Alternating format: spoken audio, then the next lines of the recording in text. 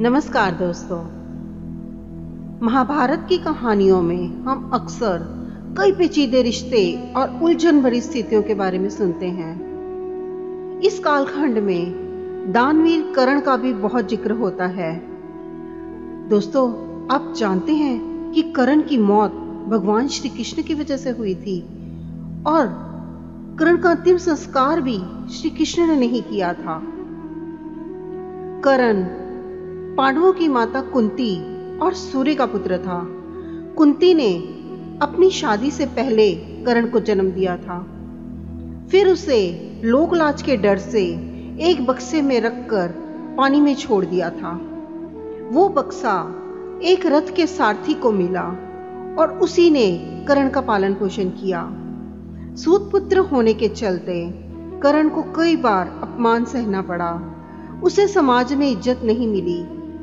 यहाँ तक कि द्रौपदी ने भी उससे शादी करने से इनकार कर दिया, जिससे वह पांडवों से नफरत करने लगा था।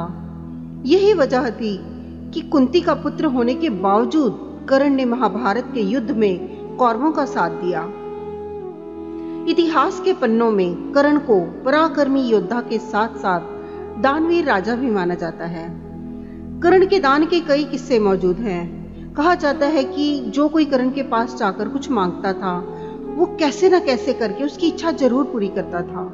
एक बार श्री कृष्ण खुद एक ब्राह्मण का भेष धारण कर कर्ण के सामने गए थे।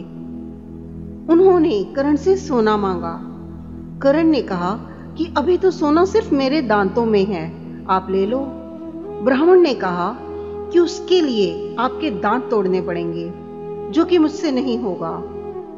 इस पर कर्ण ने खुद अपने दांत तोड़कर ब्राह्मण रूपी श्री कृष्ण को दान में दे दिए। कृष्ण इससे खुश हुए और कर्ण से वरदान मांगने को कहा। कर्ण ने कहा कि उसकी मृत्यु होने पर उसका अंतिम संस्कार कोई ऐसा व्यक्ति करे जो पूरी तरह से पाप मुक्त हो। दोस्तों, एक बार कर्ण अपने रथ से कहीं जा रहा था, तभी उसके रथ से एक बछिया की मौत हो गई।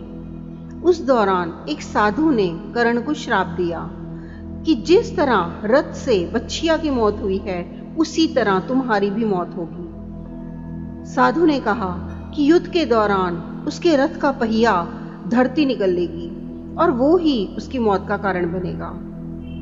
महाभारत युद्ध के 17वें दिन कर्ण के रथ का पहिया जमीन में धंस गया। तभी अर्जुन ने अपना दिव्यास्त्र निकाला और कर्ण पर वार कर दिया। जैसा साधु ने श्राप दिया था, उसी तरह कर्ण की मृत्यु हो गई। दरअसल कर्ण की मौत की एक वजह श्री कृष्ण भी थे। कर्ण के पास देवताओं के द्वारा दिया गया ऐसा शस्त्र था जिसका कोई मुकाबला नहीं कर सकता था। ये दिव्य अस्त्र कर्ण ने अर्जुन के लिए बचाकर रखा था। जब भीम का पुत्र घटोत्कच कौरवों की सेना पर कहर ढा रहा था, तब मजबूरन कर्ण को उस पर दिव्य अस्त्र का इस्तेमाल करना पड़ा।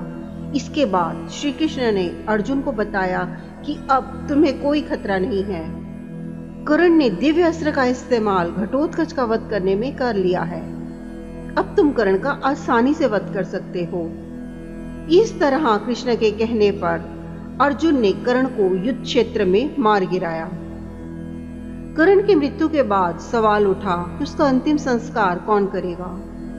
दरअसल कृष्ण ने कर्ण को पहले वचन दिया था कि कोई ऐसा शख्स ही उसका अंतिम संस्कार कर सकेगा जो पूरी तरह पाप मुक्त हो। वहां ऐसा कोई व्यक्ति नहीं था जिसने कभी पाप नहीं किया हो। तब खुद भगवान श्री कृष्ण ने कर्ण का अंतिम संस्कार किया और उसे मुक्ति दिलाई। दोस्तों, ये थी कर्ण की कहानी। अगर आपको ये कहानी पसंद आई हो तो इसे लाइक कीजिए, शेयर कीजिए और सब्सक्राइब चैनल को अवश्य कर दें। नमस्कार।